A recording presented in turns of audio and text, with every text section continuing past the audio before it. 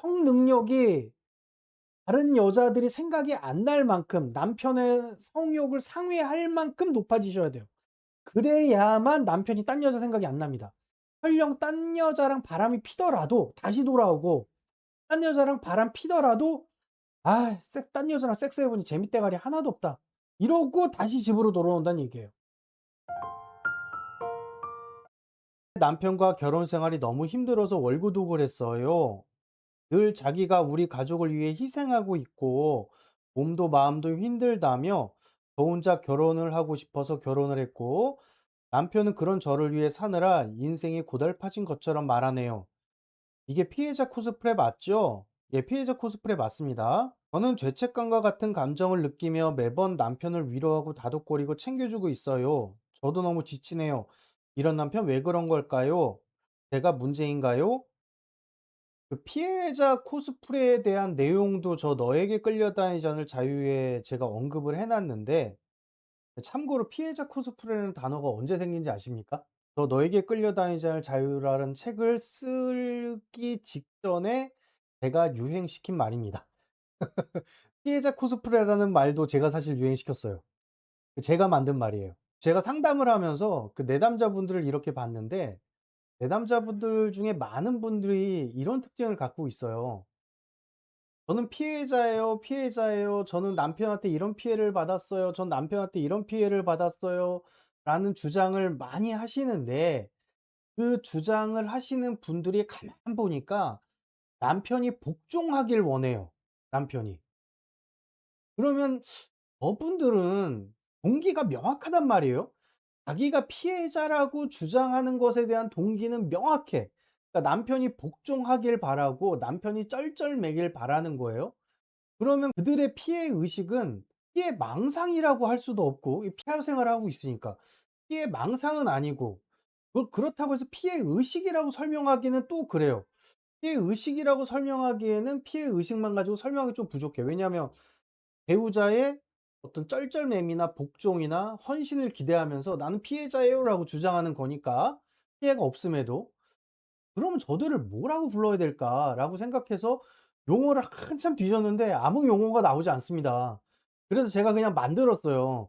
피해자 코스프레 이렇게.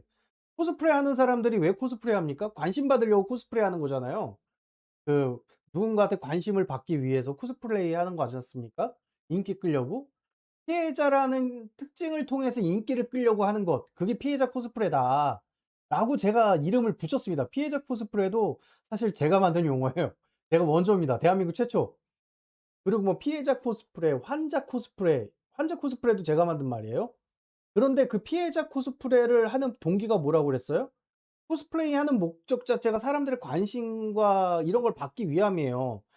지금 남편분은, 질문자분의 남편분은 아내의 관심을 받고 싶어 하는 것이다 라고 이제 결론을 내릴 수 있습니다.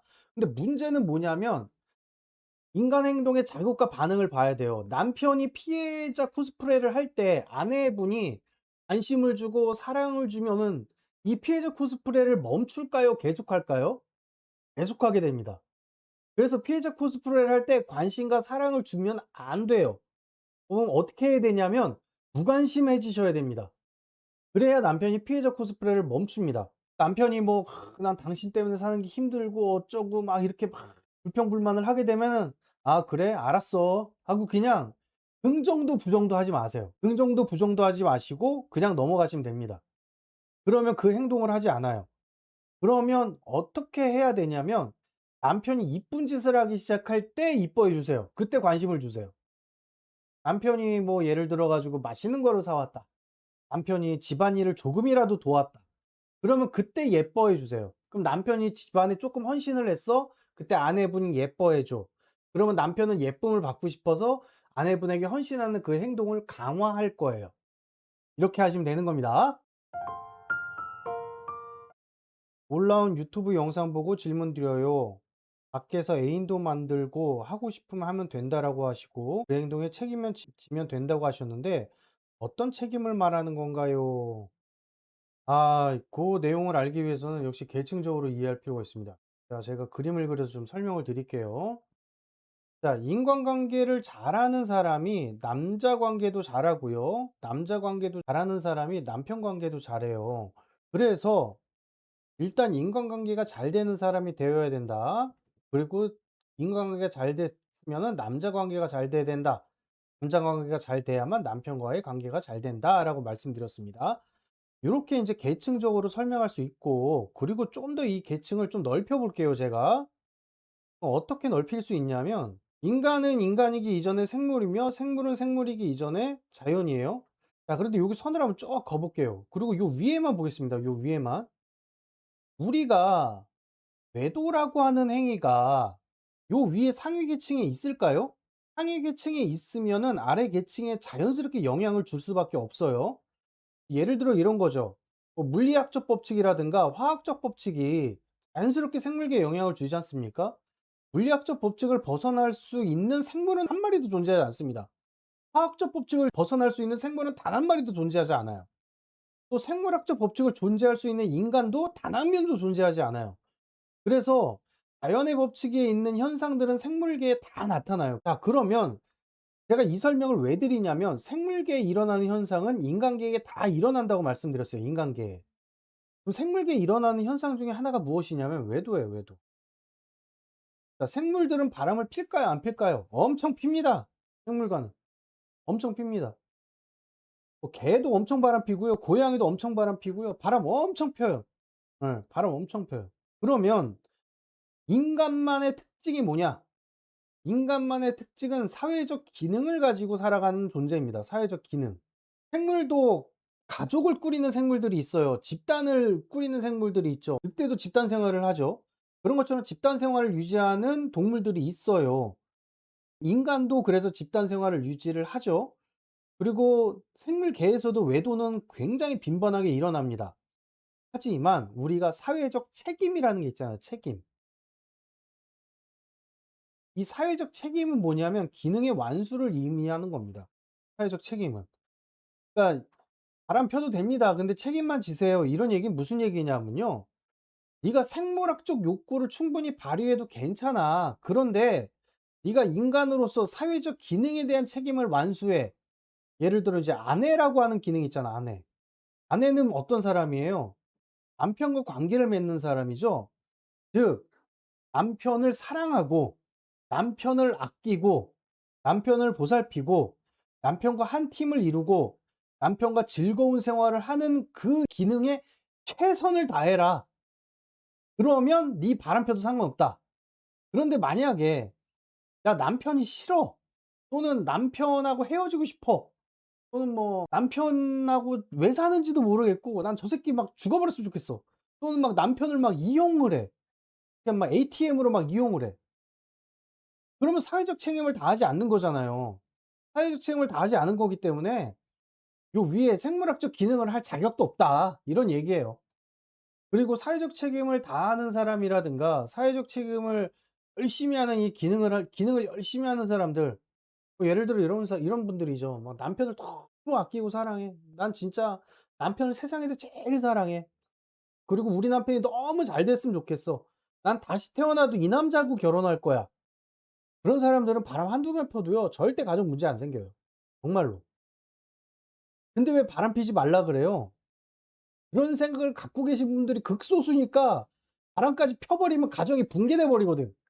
이해되셨습니까? "나는 남편하고 다시는 안 만나고 내가 진짜 처녀 때로 돌아가면 나 이 남자 절대 안 만나." 이러고 계신 분들이 대다수기 때문에 "바람 절대 피지 마라.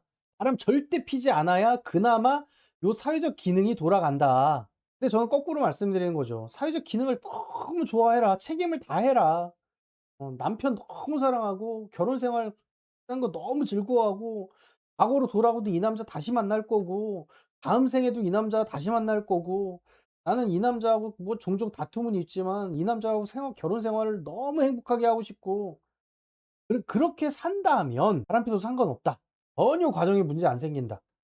근데 그러지 못한 사람들이 대다수이기 때문에 대부분 사람들이 "바람피지 말아라."라고 우리 선배들이 그렇게 이야기를 해 왔던 겁니다.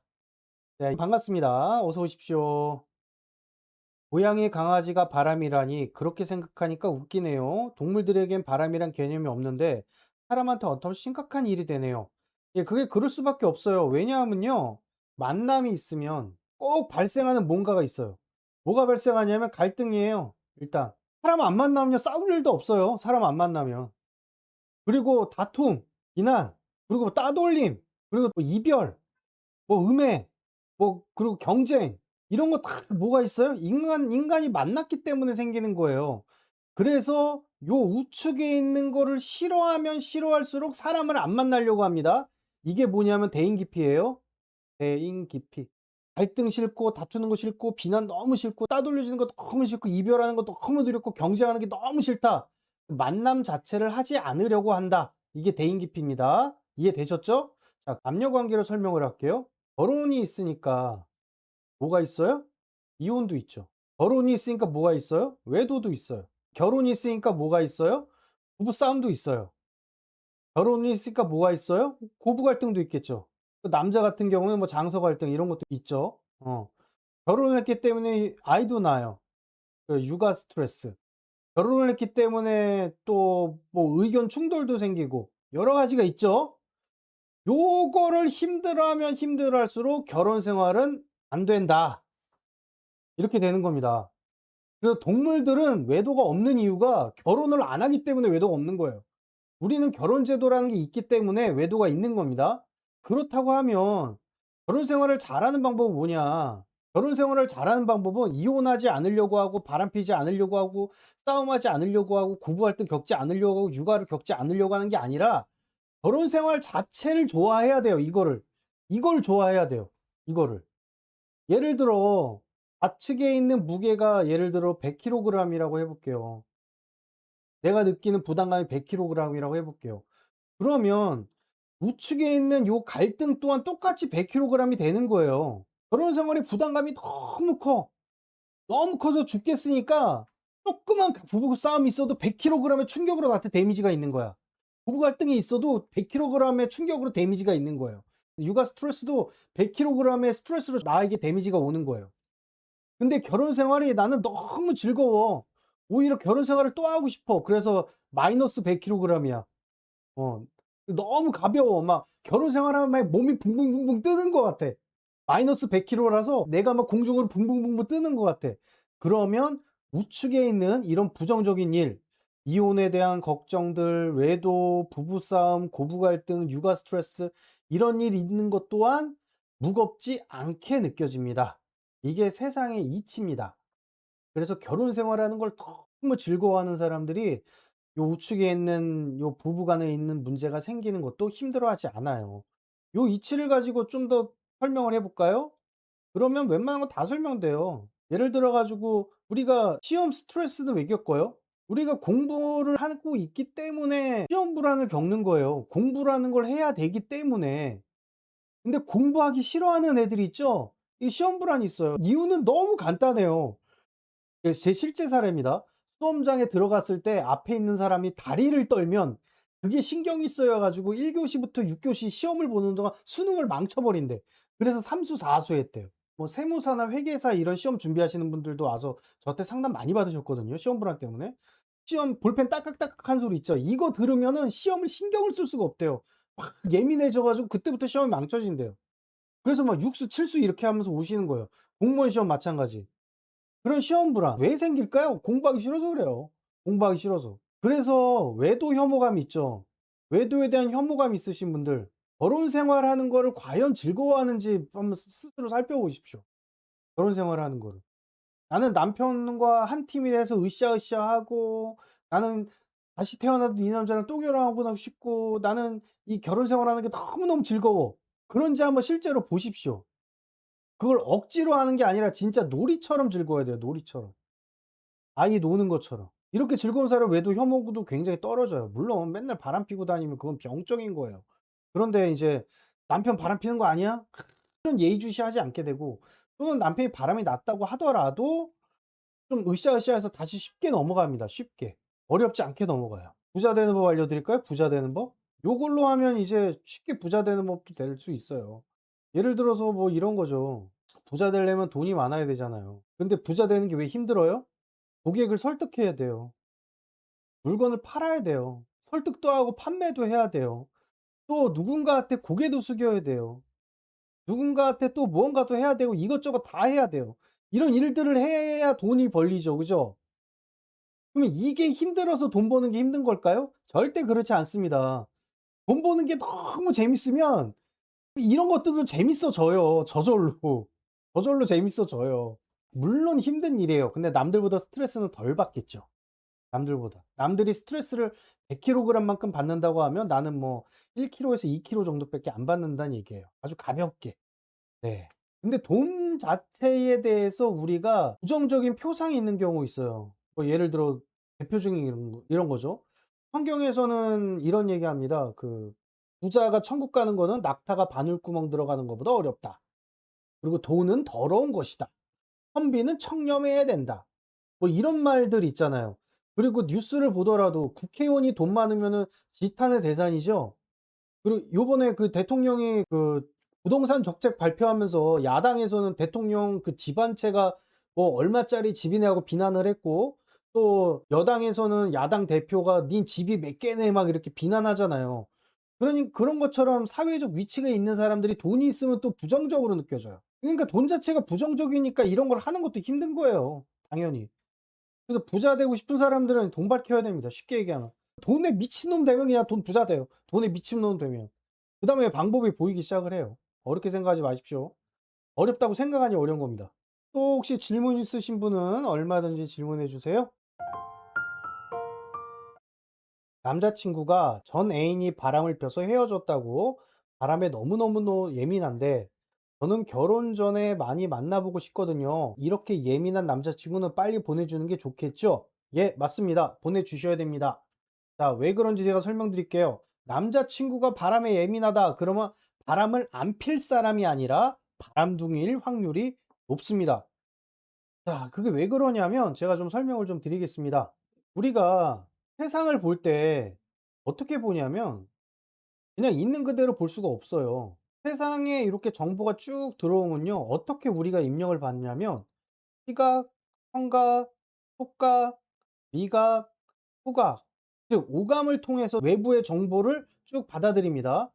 그러면 외부의 정보가 어떤 식으로 처리가 돼서 그것에 대한 반응이 나와요. 그리고 상태가 나와요. 그죠? 자, 그런데 여기 무언가가 있어요.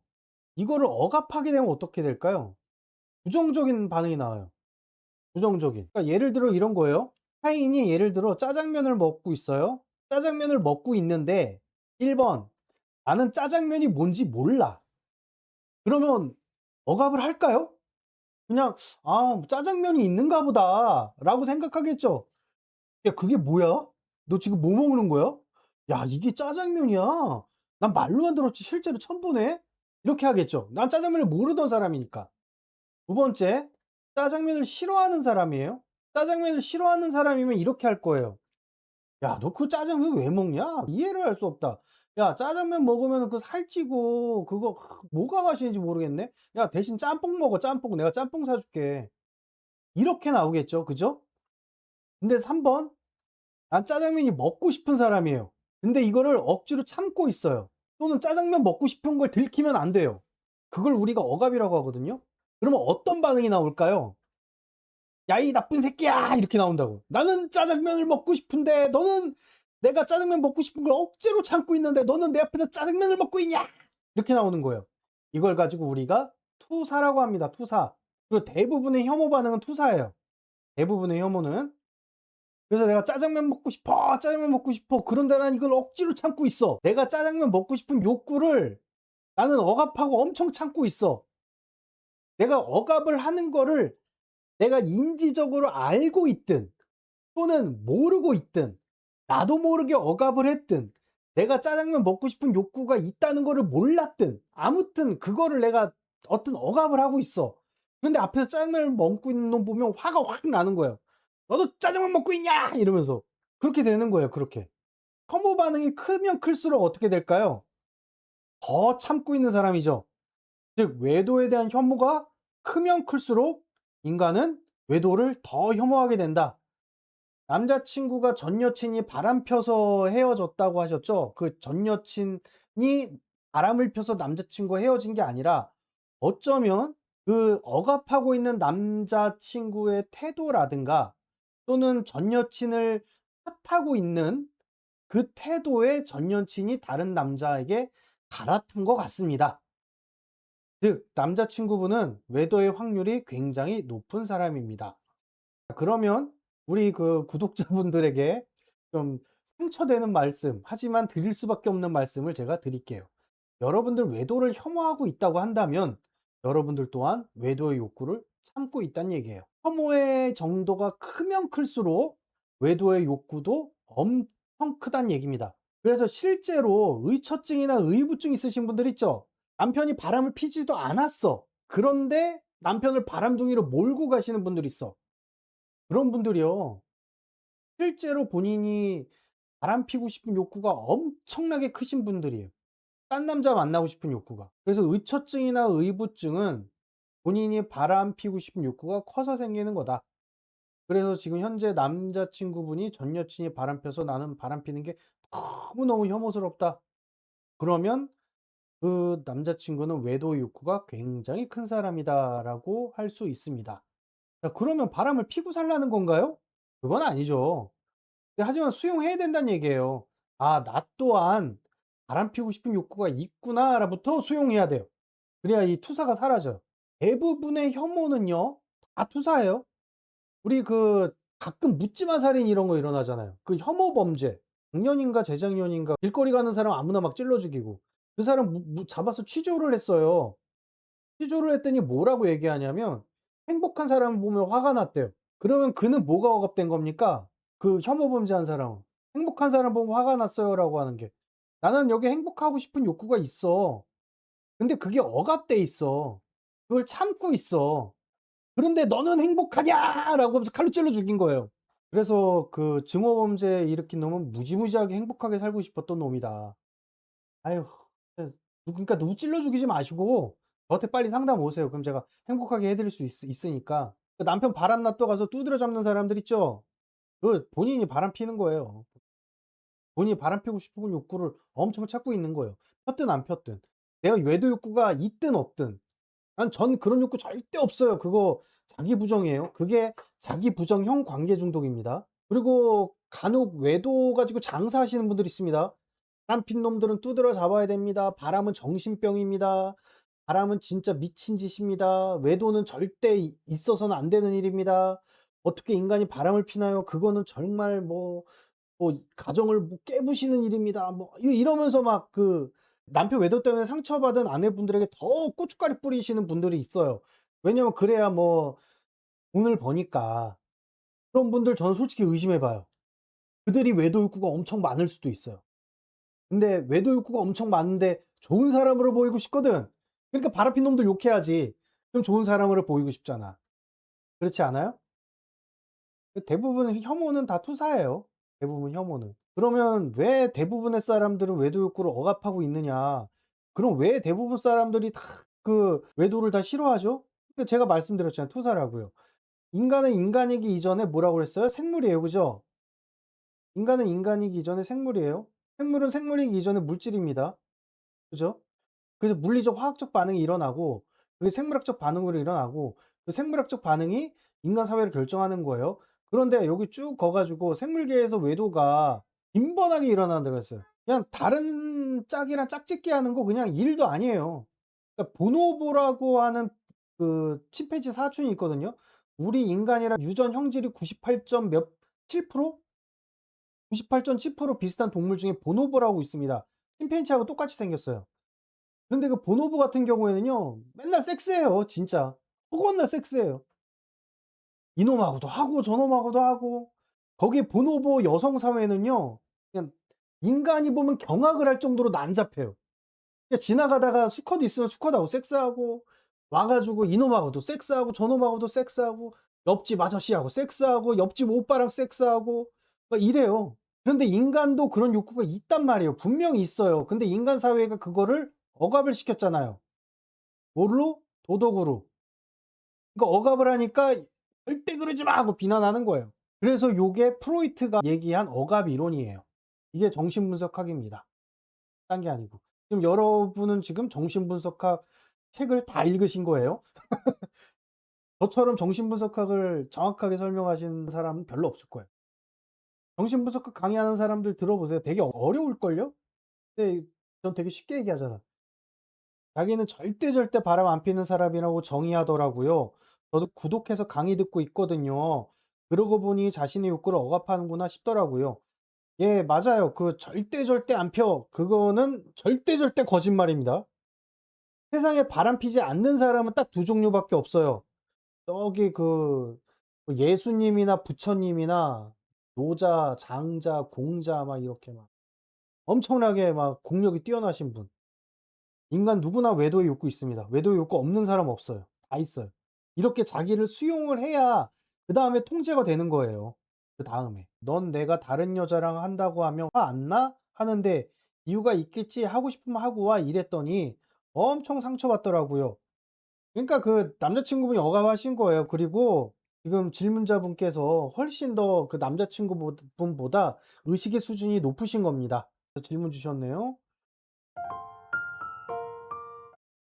미혼인데 결혼하고 싶고 남자를 만나기가 힘들어요. 어디서 만나야 할까요? 동호회 소개팅 결정서 앱 안 해본 게 없는데 너무 어렵네요. 제가 이런 질문부터 드리겠습니다. 남자는 좋아하십니까? 1번, 나는 남자분이 좀 까다롭다. 2번, 그냥 나 남자면 대부분 다 좋다. 어느 쪽에 해당되십니까? 까다롭고 안 좋아해요. 예, 그러니까 만나기 쉽지 않죠. 까다롭고 안 좋아하니까. 이거는 남자를 어디서 어떻게 만나느냐의 문제가 아니라 남자를 좋아하는 것부터 시작하셔야 돼요. 이런 생각을 해 볼게요. 강아지를 안 좋아하는 사람이 '아 어디서 좋은 강아지를 얻죠?' 애완견 펫샵에 한번 가 볼까요? 아니면은 뭐 어디에 한번 가 볼까요? 이러면 좋은 강아지 찾습니까? 내가 강아지를 안 좋아하는데? 그냥 강아지 미친놈은 걔 보는 눈도 높아요. 네. 남자를 안 좋아하셔서 만날 남자가 없다고 생각하고 어디서 만나야 되는지도 모르는 거예요. 그냥 남자를 그냥 좋아하셔야 돼요. 그러면 "어떻게 좋아합니까? 제 사고를 바꾸고 싶습니다."라고 하면 그냥 좋아하시면 돼요. 그냥. 아까 남자친구분 질문 주신 분께서 또 질문 주셨네요. 네, 그래서 제가 상처를 안 받더라도 앞으로 만나는 남자한테는 "다른 여자랑 만나도 화 안 나."라고 하면 안 되는 거지 화나는 척이라도 해야 하는 건가요? 아. 그러니까 화나는 척이라도 해야 되냐? 척 정도는 해 주세요, 척 정도는. 근데 일부러 화내면 본인 손해니까 화내면 괜히 기빨리잖아. 그러니까 진짜 화내실 필요는 없고 그냥 예의상 좀 화나는 척 정도는 해 줘요. 네, 그러면 되죠. 까다롭다 아니다라도 남자 사람이라도 일단 만날 기회가 있어야 만나죠. 그거는 본인의 행동 반경 문제입니다. 뭐 나가서 직장을 다니시든 대인 관계를 맺기 위해서 동호회를 나가시든 사람을 만날 기회가 없다 이거는 거짓말입니다. 캐나다의 알바타주에 뭐 오두막 짓고 사시는 건 아니잖아요. 뭐 뉴진 러브님이 캐나다 저기 뭐 북쪽에 가까운 추운데 뭐 네바스코샤 이런 데 그냥 오두막 짓고 움막 짓고 사시는 건 아니잖아요. 거기 진짜 사람 없거든요. 근데 나오면 지천의 사람인데 그러니까 유진 러브님은 남자를 만날 욕구 자체가 낮은 거예요. 남자 만나는 게 까다롭진 않아도 남자를 만날 욕구 자체가 낮으신 겁니다. 또 질문 주시면 제가 답변 드리도록 하겠습니다. 만날 남자 없다고 하신 분 정확하네요. 최근 만났던 남자들은 저에게 첫 만남에 성적인 뉘앙스의 얘기를 하거나 툭툭 건드는 스킨십을 하더라고요. 이런 남자들이라도 만나봐야 할까요? 저는 결혼할 진지한 인연을 원해요. 그러니까 이런 남자들이라고 하는 게 성적인 것 뉘앙스를 보이거나 또는 툭툭 건드는 스킨십을 하는 그런 남자들은 '나쁜 남자다.'라는 생각이 있으신 것 같아요. 남자를 그냥 만나지 마시고 저희 홈페이지에 들어오시면 남녀관계 테라피 1 단계 있습니다. 그것만이라도 들으세요. 그리고 거기에 나와 있는 과제들을 하세요. 그리고 그것을 하고 나서 남녀관계의 개념을 좀 잡으신 후에 남자를 만나셨으면 좋겠어요. 그래야만 좋은 남자를 만나죠.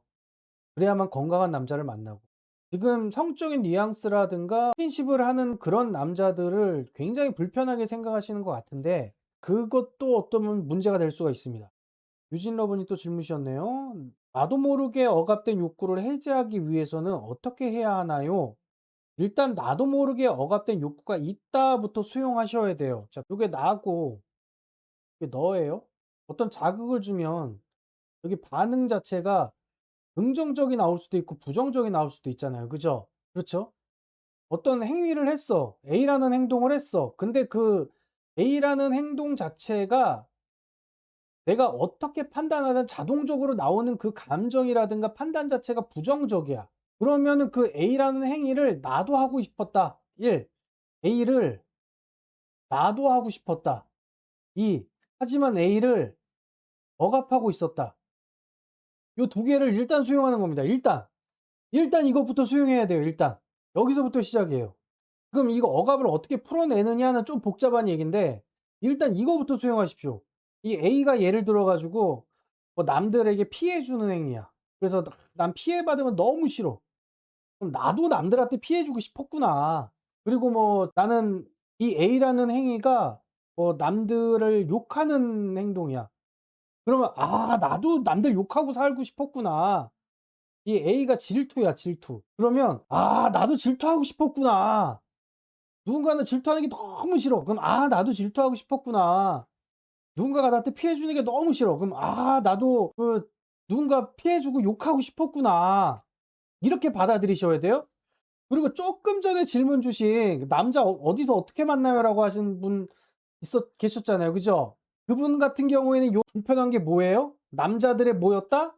남자들의 성적인 거, 남자들의 스킨십 요런 게 불편했다. 요런 남자들이 요런 행동을 하면 나는 부정적으로 느꼈다. 아 그럼 나도 남자들한테 성적인 얘기를 하고 나도 남자들을 툭툭 건들면서 스킨십을 하고 싶었구나. 이거부터 수용하십시오. 그다음에 어떻게 풀어내는 그다음 문제입니다. 알아야 풀죠. 알아야. 이걸 자기 수용이라고 그래요. 자기 수용. 아 저기 누군가가 나를 불편하게 하는 건 저 사람이 불편한 게 아니라 내가 그 행동을 하고 싶었는데 내가 억압을 하고 있었던 거였구나. 이렇게 생각하셔야 돼요. 혐오는 부정적인 반응은 다 내가 억압한 나의 모습입니다. 따라서 남자들이 나에게 성적인 뉘앙스를 띈다. 첫 만남인데 성적인 뉘앙스를 띄어? 첫 만남인데 나를 툭툭 건드리면서 스킨십을 해? 난 그게 너무 혐오스러워. 아 나도 그러고 싶었는데 내가 그걸 억압하고 있었구나. 이것부터 수용하십시오. 이것부터. 이걸 수용하는 것만으로도 마음은 굉장히 편안해집니다.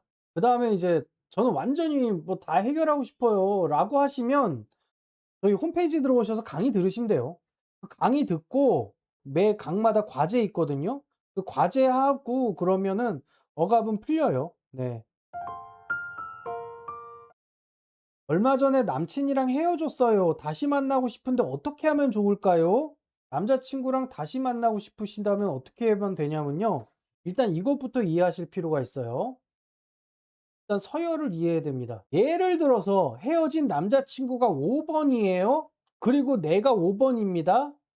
그러면 비슷한 서열들끼리 관계가 될 거예요. 요 넘버링은요. 서열이에요, 서열.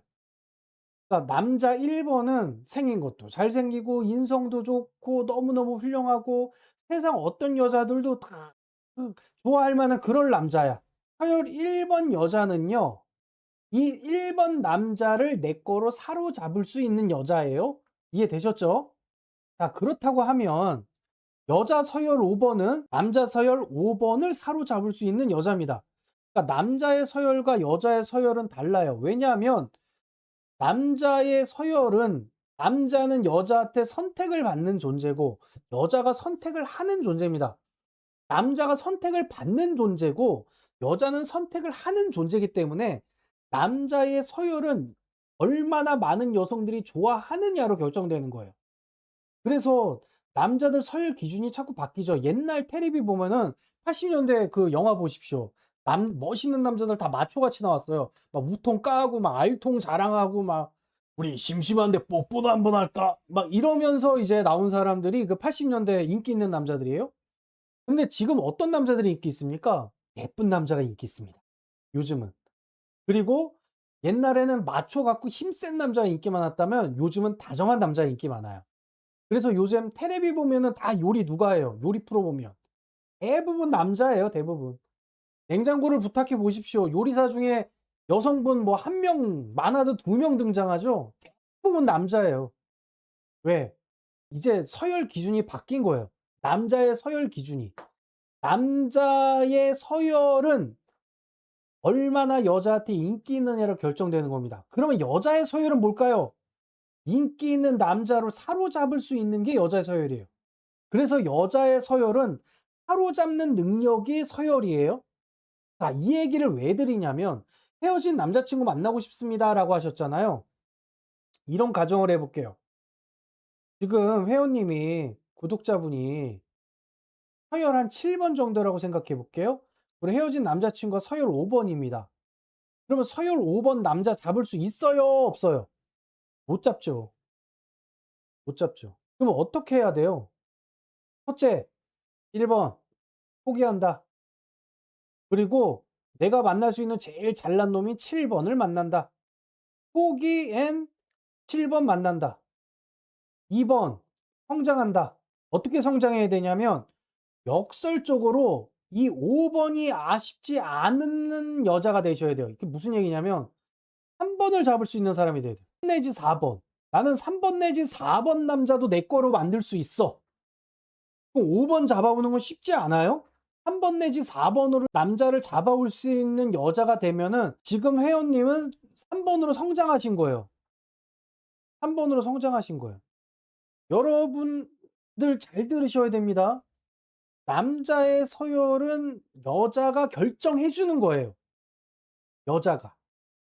그러니까 옛날에는 그냥 힘만 세고 집에 안 들어와도 돈만 많이 갖다 주고 아이들 앞에서도 이러고 막 마초 같고 이런 사람들이 서열 1번 남자였는데 지금은 다정하고 정적이고 예쁘고 요리도 잘하고 내가 막 투정 부리면 막 이렇게 막 다 받아줄 것 같고 막 어리광도 때로는 부리고 막 이런 남자들 있잖아. 막 귀여운 남자, 이쁜 남자.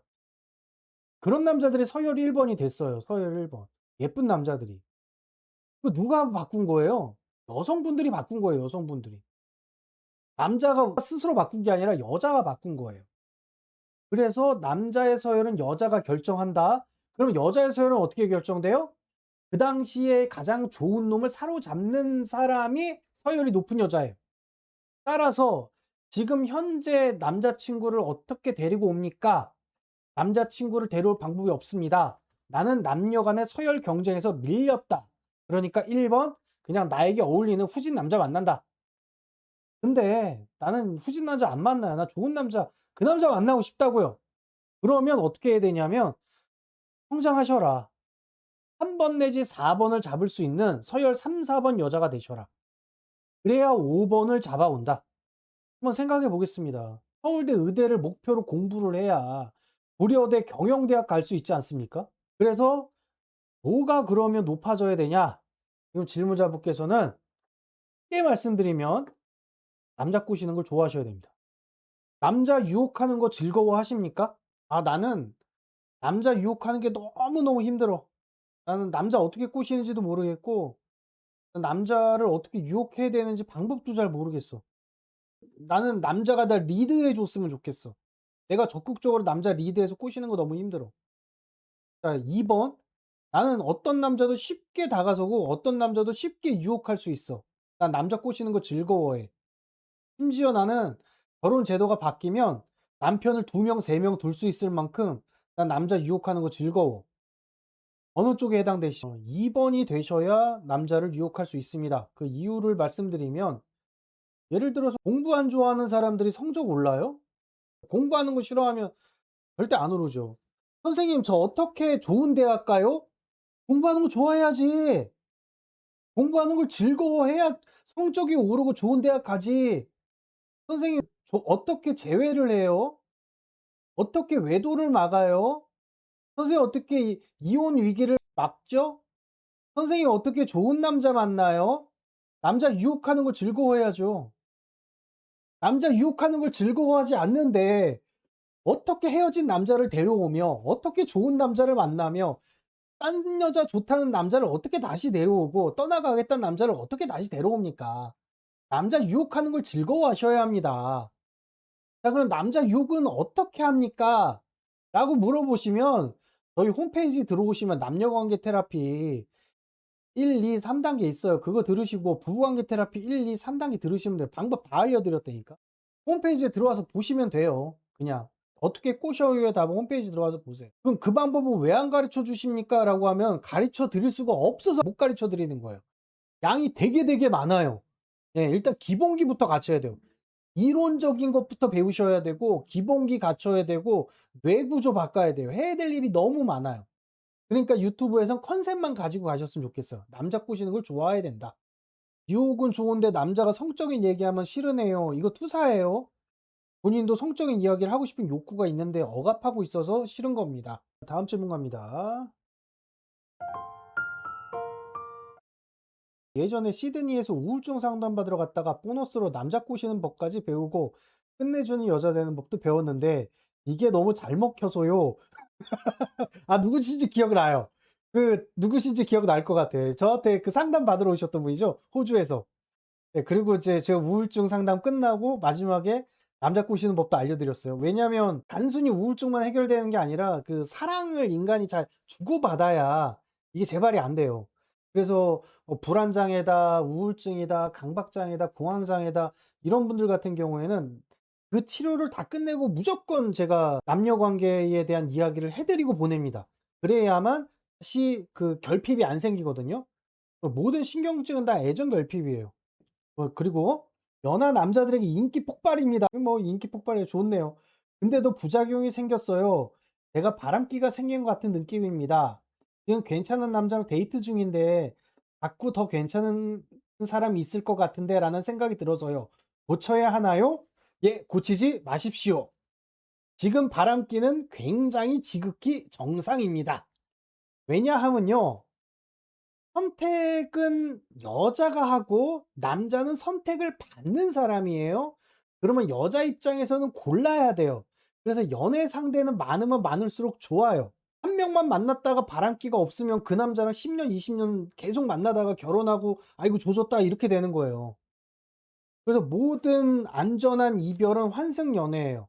그래서 이별하기 전에 저는 항상 "바람부터 펴 보세요."라고 말씀드려요. 그러니까 바람도 필 줄 알아야 좋은 남자도 고를 줄 아는 거예요. 이 남자도 만나서 연애해 보고 저 남자 만나 봐서 연애해 보고 '더 좋은 남자 없나?' 만나서 연애해 보고 그러다가 '야 얘는 절대 놓치면 안 되겠다.' 그럼 그때 결혼하시는 거예요. 끝내주는 여자 되는 법 듣고 젊은 남자들한테 인기 폭발이다. 뭐 이런 얘기도 하시잖아요. 여러분 꼭 강의 들으세요. 저는 54세 여성입니다.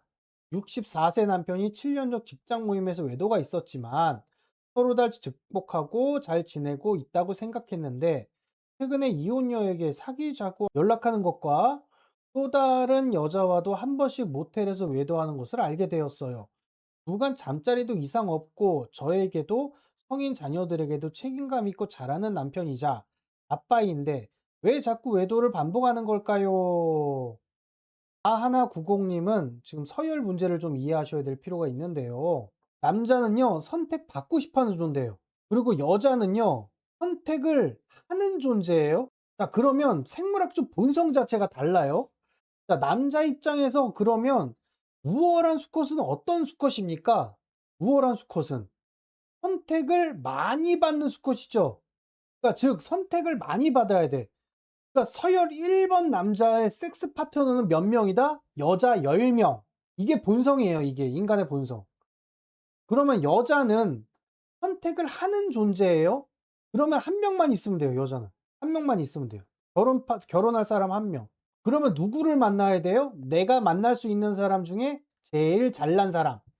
근데 문제가 뭐냐면요. 이런 욕구의 기본적인 게 달라요. 이게 특징이 다르다니까? 남자는 선택을 받는 존재이기 때문에 최대한 많이 받고 싶어해요. 이거 본성이에요, 본성. 여자는요, 내가 만날 수 있는 제일 좋은 남자 한 명. 그러니까 남자는 서열 1번 여자든 서열 5번 여자든 서열 10번 여자든 그 여자가 안전하다면 그 여자가 와서 섹스하자 그러면 네 알겠습니다 하고 허리띠를 내린다고 바지춤을 내린다고요. 그게 남자예요. 왜냐면 남자는 가능한 한 최대한 많이 선택을 받고 싶어 하기 때문에. 그러면 여자 입장에서는 가능한 한 제일 좋은 남자를 나의 것으로 만들고 싶어 한다. 왜?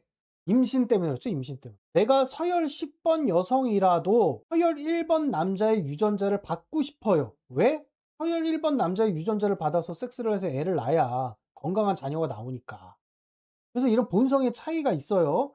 자, 그러면 왜 계속 남자가 바람을 피냐? 우리가 결혼 제도를 유지를 할 때 이 본성의 차이 때문에 어떤 갈등이 생기냐면 서열 갈등이 생깁니다.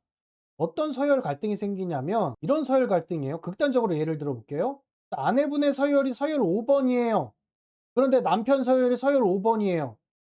남편이 서열 5번이면은 남편을 만나고 싶어 하는 여자는 서열 5번 이하 여자밖에 없어요. 그래서 5번에서 6번, 즉 6명밖에 못 만나요. 6명밖에. 아무리 많이 만나고 싶어도. 근데 서열 1번 남자라고 해 볼게요. 그러면 몇 명 만날 수 있어요? 10명 다 만날 수 있습니다. 10명 다. 그러니까 남자가 의지를 갖고 만나는 게 아니라 10명의 여성이 다 섹스를 하고 싶어 하는 남자인 거예요. 10명의 여성들이 다. 그러면 결혼 생활에서 어떤 문제가 발생하냐면 남편의 서열이 1번이에요. 그럼 결혼 생활에서 어떤 문제가 발생하냐면 아내분의 서열이 서열 5번입니다. 그러면 어떤 문제가 발생해요? 나는 서열 5번밖에 붙들어 놓을 수 있는 여자밖에 안 돼. 나는 서열 5번밖에 못 붙잡어. 근데 남편이 서열이 너무 높은 남자야. 그러면 1번부터 4번까지 여자와도 정부이 날 수 있다는 얘기예요. 왜? 1번부터 4번 여자도 내 남편을 좋아하니까. 근데 1번부터 4번 여자는 서열 5번 남자를 만나지는 않겠죠. 그래서 지금 남편분이 아이들한테도 잘하고 뭐 저한테도 잘합니다. 그런데 왜 바람을 필까요? 라고 질문 주신 거는 남편이 괜찮은 남자라서 그래요. 서열이 높은 남자라 그래요. 사회적으로 괜찮고 인성도 좋고 돈도 잘 벌고 뭐 그래서 그래요. 그러면 어떻게 해야 되느냐? 아내분이 서열이 높아야죠. 아내분이. 내 서열을 어떻게 높입니까? 서열 1번도 잡을 수 있는 성능력을 갖추셔야 됩니다. 제일 중요한 게 성능력이에요. 지금 남편이 다른 여자랑 커피 마셨다고 지금 질문 주신 게 아니잖아요. 그죠? 다른 여자랑 뭐 사업을 했다고 질문 주신 게 아니잖아요. 그렇죠? 다른 여자랑 뭐 악수를 했다고 질문 주신 것도 아니고 다른 여자한테 편지를 보냈다고 질문 주신 게 아니잖아요. "내 남편이 다른 여자와 섹스했어요." 라고 이제 질문 주신 거잖아요. 그럼 성문제잖아요. 그죠? 성문제. 그럼 아내분의 성능력이 남편분의 서열을 상회할 만큼 높아져야 된다는 얘기예요. 예를 들어서 아내분의 성능력이 5 위야. 그런데 남편의 성능력이나 성욕망 자체가 1 위야. 그러면 요 갭 때문에 바람이 나는 거예요, 요 갭 때문에. 그런데 아내분의 성능력이 남편보다 높아졌어. 그러면 어떻게 되는 거예요? 남편이 한 2위 정도로 줄어드는 거고 아내분이 1위 정도로 높아지는 이런 효과가 나타나는 거죠. 왜? 아내분이 높아지면 남편은 그대로 있다고 하더라도 아내분이 높아지면은 남편은 상대적으로 낮아진 효과가 생기니까. 그래서 성능력이 무척 높아지셔야 됩니다. 얼마나 높아지셔야 되냐면 남편이 나가서 다른 여자랑 섹스를 하고도 '아 다시는 안 하고 싶다. 내 마누라랑 섹스하는 게 훨씬 재밌네.' 라는 생각이 들 만큼. 그러면 어떻게 되냐면 남자들이 미안해져요 그때부터. "왜 우리 남편은 딴 여자랑 섹스하고 죄책감이 없습니까?" 라고 질문하시는 분들도 굉장히 많거든요. 그런 분들 같은 경우에는 아내분들의 성능력이 굉장히 떨어져서 그래요 굉장히. 그냥 섹스가 여러분들 그 생각을 하셔야 되는 거야. 그냥 넣는다고 그게 섹스가 아니라니까. 넣고만 있다고 그게 섹스가 아니에요. 그러니까 여러분들 생각 잘 하셔야 돼요. 성능력이 다른 여자들이 생각이 안 날 만큼 남편의 성욕을 상회할 만큼 높아지셔야 돼요. 그래야만 남편이 딴 여자 생각이 안 납니다. 설령 딴 여자랑 바람이 피더라도 다시 돌아오고 딴 여자랑 바람 피더라도 '아 딴 여자랑 섹스해 보니 재밌대가리 하나도 없다.' 이러고 다시 집으로 돌아온다는 얘기예요. 이해되셨습니까? 그러면 성능력을 어떻게 높입니까? 저희 홈페이지에 들어오시면 부부관계 테라피 3 단계 있어요. 그거 보고 하시면 돼요. 부부관계 테라피 3 단계 보시면 성능력 어떻게 높여야 되는지 너무 잘 아실 거예요. 4190 님 꼭 홈페이지 가입하셔서 그 강의 꼭 보세요. 연애 유튜버들은 그런 남자 즉 뭐 가볍게 성 얘기하고 툭툭 튀는 그런 남자들은 여자를 가볍게 보는 남자들이라고 시간 낭비라고 하더라고요. 그 유튜버들이 심리학자입니까? 혹시? 그 유튜버들이 진화 심리학을 공부하셨나요? 그 유튜버들이 현직 심리학을 전공한 사람입니까? 저처럼 경력이 십몇 년 되나요? 저처럼 책을 9권을 출간한 사람인가요? 연예 유튜버들은요 그냥 엔터테이너라고 생각하시면 돼요. 전문가가 아니에요. 그냥 지네들 뇌피셜로 하는 얘기예요, 뇌피셜. 그 연예 유튜버들이 성에 대해서 가볍게 이야기하고 툭툭 치는 사람들은 그 여자를 가볍게 보는 사람입니다. 라고 이야기하는 건 일종의 남자 혐오 발언인데 왜 남자 혐오 발언을 할까? 이 얘기를 남자가 했으면 지가 그런 놈이니까. 하지만 그거를 감추고 싶어서. 그러니까 진화 심리학을 공부를 안 해서 그래요. 그러니까 심리학 공부를 안 해서 그래요. 어디서 뭐 파편적인 이론들만 조금씩 듣고 와서 그거 조립해서 그냥 하는 얘기인데 그런 얘기 듣지 마세요. 저희 홈페이지 들어오셔 가지고 이 홈페이지 강의들 있죠. 이거 온라인 비밀 유지 심리 상담 받는 거 이게 들어오게 되면은 요게 쭉 어이구 벌써 또 하나 올라왔네. 요 과제. 요렇게 과제 올리시면 제가 피드백 이렇게 드린다니까. 답글을 다 드려요. 여러분들은 못 보지만 저는 볼 수 있어. 그 질문 뭐 상담 내용 막 이렇게 쭉 걱정됩니다. 오죠. 요거 다른 데서 유료 상담 받는데 얼마인지 아세요? 10만 원 받아요, 10만 원. 몇 년 전에. 지금은 어떨지 몰랐어. 그리고 여기 칼럼 제가 글 계속 올려오잖아요. 여러분들 저자의 칼럼을 읽는 게 얼마나 고급된지 아십니까? 저 책을 9권 쓴 사람이에요. 책 9권 쓴 사람의 글은요, 돈 주고 사서 보셔야 되는 글이에요. 그러니까 이거 가볍게 보시면 안 된다니까요. 그냥 신문 사설 읽듯이 보시면 안 돼. 공짜라고 생각하고. 여기 제가 칼럼도 어마어마하게 올려놨어. 심리학 칼럼들 뭐 남편 외도가 기막히게 해결된 상담 뭐 하여튼 뭐 점쟁이 되는 법, 열등감 극복하는 법. 뭐 하여튼 책을 9권 쓴 사람의 글은 돈 주고 읽으셔야 되는 글이에요. 근데 제가 그냥 드리잖아, 그냥. 월 12만 9천 원에 드리잖아. 다른 데 성교육 강의에 1,000만 원씩 해요. 그런데 그냥 드리잖아, 그냥. 월 12만 9천 원에 그냥 들으세요라고 드리잖아. 요 내용도 마찬가지고. 변화심리학 지도자 양성 과정 이거 들으면 깨달음을 얻을 수 있어. 정말 진짜. 성공하고 싶으신 분들은 이거 무지하게 들어야 돼. 이거 진짜 요거 들으면 심리학적인 모든 이론이 다 정립이 됩니다. 제가 하나로 통합시켜 놓은 거예요. 근데 이걸 왜 그냥 제가 월 12만 9천 원 커피 한 잔 값을 그냥 퍼드릴까요? 왜? 다른 데 현혹되지 마시라고 드린 겁니다. 연예 유튜버들 막 떠들고 그리고 막 어디 가서 속아 가지고 오고 비싼 돈 들여 가지고 막 이상한 변호사한테 가 가지고 가정 파탄나고 그리고 뭐 외도 상담 전문가입니다 하고 찾아갔더니 뭐 엉뚱한 얘기해 가지고 거기서 막 이상한 상처나 받고 오고 너무너무 많아요. 그런 걸 너무너무 해 가지고 "아이고 모르겠다. 다 풀어버려." 하고 제가 지금 퍼드린 거예요. 질문 주셨네요. "전 소장이 알기 전부터 서열 1 위, 2위 남자들에게 인기 많았어요. 전 서열 1위 여자 같은데 소장님 강의가 서열 1위 여자가 들어도 맞고 좋나요? 인간관계가 좋아야 된다고 하는데 시기 질투하는 사람들이 많아서 인간관계는 노력해도 힘드네요. 서열 1위 여자는 어떡하나요?" 그러면 인간관계 테라피부터 들으십시오. 그러면 됩니다. "내가 서열 1위 여자 같은데 어떻게 해야 되냐?"라고 하면 요 강의부터 들으세요. 유리 멘탈 벗어나기, 강철 멘탈 되는 법. 요거 인간관계 테라피부터 들으시기 바랍니다. 그리고 남녀관계 테라피 하나, 두 개 들으세요. 알아도 들으시면 좋아요. 왜냐하면 새롭게 알게 되니까. 모르는 건 배우는 게 좋죠. 모르는 것. 혹시 또 질문 있으십니까? 남자가 정착하는 여자가 무엇인가요? 혹시 다른 유튜브 보십니까? 정착이라는 표현을 사용하시네? 남자는 원래 정착을 안 해요. 남자가 정착하는 여자는 없어요. 그래서 제가 정착이라는 표현을 안 하는 거예요. 원래 남자는 정착을 하지 않습니다. 그럼 무엇이 존재하냐? 남자를 붙들어 놓는 여자만 존재하는 거예요. 결혼 생활 끝까지 하는 사람이 있나 싶어서요. 예, 결혼 생활 끝까지 하는 사람 있죠. 여자의 능력이에요. 남자는 항상 다다익선을 추구합니다. 여자는 항상 만날 수 있는 남자 중에 제일 잘난 남자를 만나고 싶어 합니다. 그래서 성 갈등이 생기죠. 그리고 인간은 동물에게 없는 제도가 있어요. 결혼 제도예요. 그리고 선택은 여자가 해요. 선택은 여자가 하고 결혼 제도가 있으면 누가 결혼 생활을 유지해야 된다? 여자가 유지해야 되는 게 맞습니다. 그게 옳습니다. 내가 왜 결혼 생활을 유지해요? 남자도 노력을 해야죠. 네, 그러면 결혼 생활을 여자로서 행복하게 할 수 있는 일을 안 하겠다는 뜻입니다. 남자가 정착하는 여자는 없습니다. 남자는 때가 되면은 다 바람 피고 싶어 합니다. 그러면 결혼 생활 끝까지 하는 사람은 누구냐? 남자를 잘 붙들어 놓는 여자입니다.